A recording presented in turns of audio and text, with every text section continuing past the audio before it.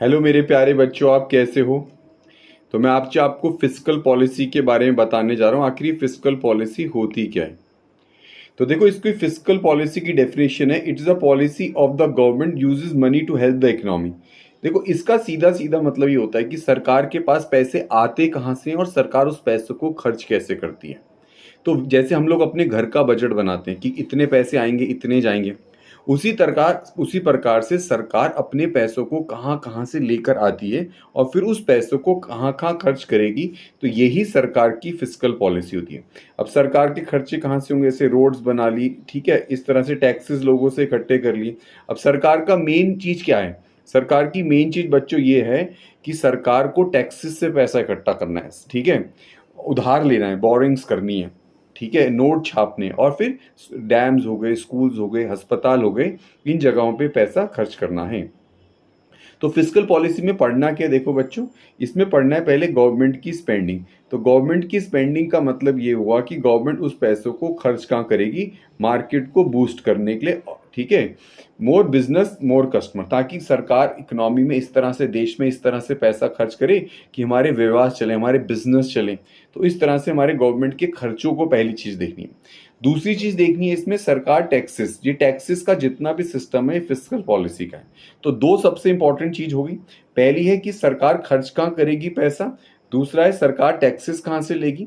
अब जैसे सरकार के पास टैक्सेस इतने नहीं है, तो उसके बाद सरकार क्या करेगी, ये बोरोइंग्स कर लेती है, ये देखिए उधार ले लेती है, ठीक है। तो ये भी फिस्कल पॉलिसी का हो गया। और चौथा है ट्रांसफर पेमेंट्स। अब ट्रांसफर पेमेंट्स क्या होती हैं, इसे समझ लेंगे। तो ट्रांसफर पेमेंट्स होती है, सरकार जैसे गिफ्ट दे देती है, जैसे कि आप कोई स्कॉलरशिप दे दी, किसी बुजुर्ग को पेंशन दे दी, ओल्ड एज पेंशन दे दी। तो ऐसे सरकार जो मदद करती है लोगों की, तो उन सारे कमाई खर्चों को हम लोग बोलते हैं ट्रांसफर पेमेंट्स, ठीक है। तो ये हमने देख लिया कि हिंदी में देख लिया, सरकारी खर्च पढ़ना इसमें है ना, टैक्स पढ़ना है, उधार लेना, और भुगतान संताग्रण, मतलब कि जो गवर्नमेंट मदद करती है लोगों की, जैसे भूकंप आ गया वहाँ पैसा दे दिया, बूढ़े लोगों को पेंशन दे दी जो बेचारे कुछ नहीं कर सकते, होशियार बच्चे तुम्हारे जैसे, इन सबको गवर्नमेंट ने स्कॉलरशिप दे दी।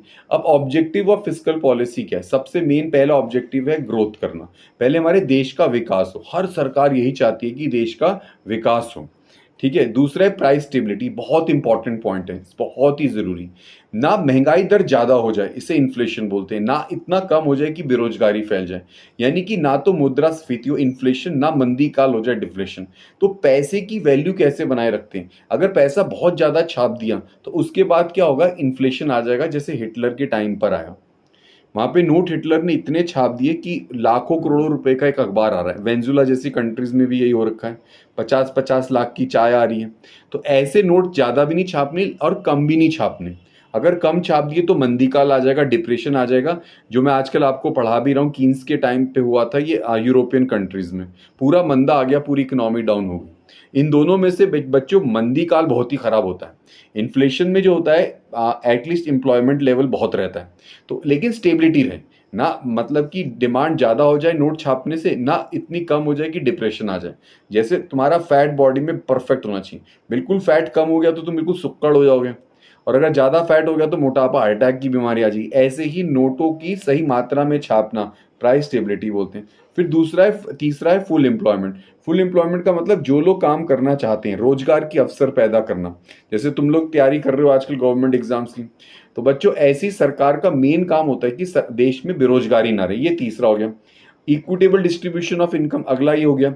इसका मतलब मेरे प्यारे बच्चों ये हुआ कि देश में अमीर और गरीब का जो फासला है उसे थोड़ा कम करना है, अमीरों की चीज़ों पे थोड़ा टैक्स लगा देना है, और गरीबों की जैसी चीज़ें हो गई, जैसे अस्पताल हो गया, आयुष्मान कार्ड हो गया, उनको अनाज मुफ्त में दे दिया। तो इस तरह से जो इक्विटेबल डिस्ट्रीब्यूशन है, जो अमीर गरीब का जो फासला है उसे थोड़ा कम करना है।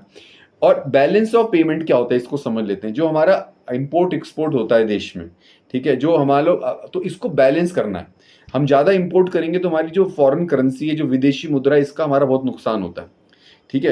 तो हमें ज़्यादा इंपोर्ट नहीं करना है, हमें एक्सपोर्ट्स पे प्रमोशन करना है। जब हम माल को एक्सपोर्ट्स करेंगे तो इससे हमारी विदेशी मुद्रा देश में आती है, तो हमारे ज़्यादा इंपोर्ट्स ना हो जाए, ताकि हमारा जो राजकोष है, जो विदेशी मुद्रा का कोष है, ये कम ना पड़ जाए, इसको कंट्रोल करना बैलेंस ऑफ पेमेंट कहलाता है, ठीक है। ये आपको समझ में आ गया।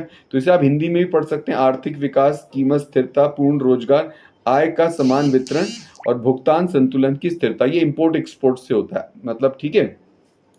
अब अगला बच्चों क्या है कि fiscal policy, role of fiscal policy in the developing countries, ठीक है। तो अब डेवलप्ड कंट्रीज में क्या होगा, मतलब फिस्कल पॉलिसी क्या काम करती है। पहला काम है इन्फ्लेशन को कंट्रोल करना। इसका मतलब ये हुआ बच्चों, चीजें जो महंगाई बढ़ती है, महंगाई दर को कंट्रोल करना हो गया, इन्फ्लेशन को कंट्रोल करना। दूसरा रोजगार को करना। और पब्लिक सर्विसेज क्या हो गई, जैसे हेल्थ केयर होगी, जैसे अस्पताल हो गए, सरकारी स्कूल हो गए, ये पब्लिक सर्विसेज, इसको प्रमोट करना, ठीक है। अब जो हमारी जैसे डेवलपिंग कंट्रीज होती है उसमें फिस्कल पॉलिसी का मेन क्या होता है, भारत जैसे देशों में वो होता है इन्वेस्टमेंट ऑफ इंफ्रास्ट्रक्चर, जहां पे रोड, डैम्स, ब्रिजेस, इनमें करना है। जो विकसित देश होते हैं उसमें तो पहले ही इंफ्रास्ट्रक्चर बहुत अच्छा होता है, वहां पे सरकार मेन चीज पे दिखाई, मेन होता है कि इन्फ्लेशन ना आ जाए। मतलब समझते हो कि जो एकदम नोट जब ज्यादा छप जाते हैं तो उसके बाद चीजों के रेट तेजी से बढ़ते हैं, तो वो चीज गवर्नमेंट कंट्रोल करती है। हमारे जैसे गरीब देशों में नेक्स्ट है कि पावर्टी, गरीबी को दूर रखना ना, और इनकरेज इन्वेस्टमेंट्स।